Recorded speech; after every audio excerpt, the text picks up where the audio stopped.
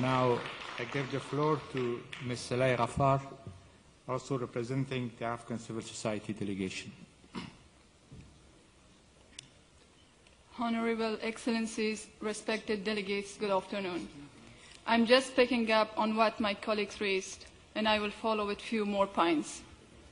The international community came to Afghanistan to fight terrorism, liberate Afghan women, and bring democracy.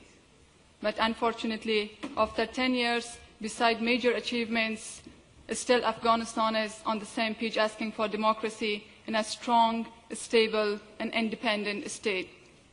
The battle to defeat terrorism is only not solved, but got more complicated. Now political settlement is going to take place, which will put the life of all Afghan, especially women, in danger. Until we cannot come to a consensus that terrorism is still a dangerous phenomenon for the future of Afghanistan, we cannot talk about peace, security, and democracy in Afghanistan. Taliban or Al-Qaeda are not the only groups to fight against.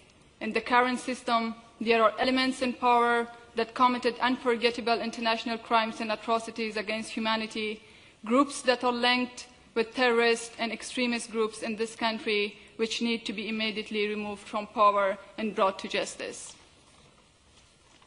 When we talk about terrorism, we should not forget to talk about opium and the drug mafia that are so dangerous for the country at the moment and are a big economic threat to the country's infrastructural development. The opium trade, which probably makes up about 1/3 of the country's GDP, is one of several potential spoilers for the economy over the long term. Afghanistan is the largest producer of opium, and Western countries are the consumers.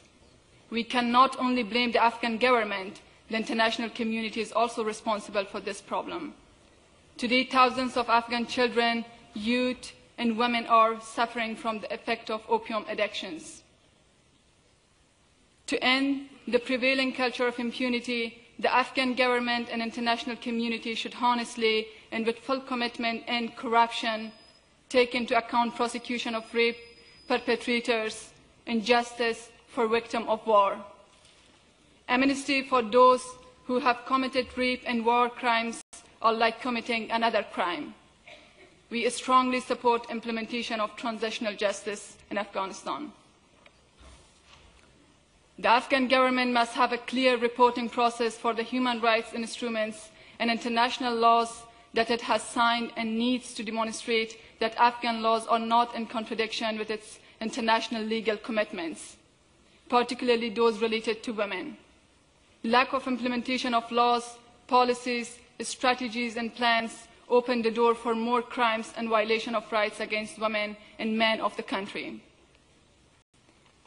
The international community should commit to support democratic institutes, invest on youth groups, and women's empowerment to make sure doors are opening for democracy in Afghanistan, where all Afghan men and women enjoy equal rights. Thank you.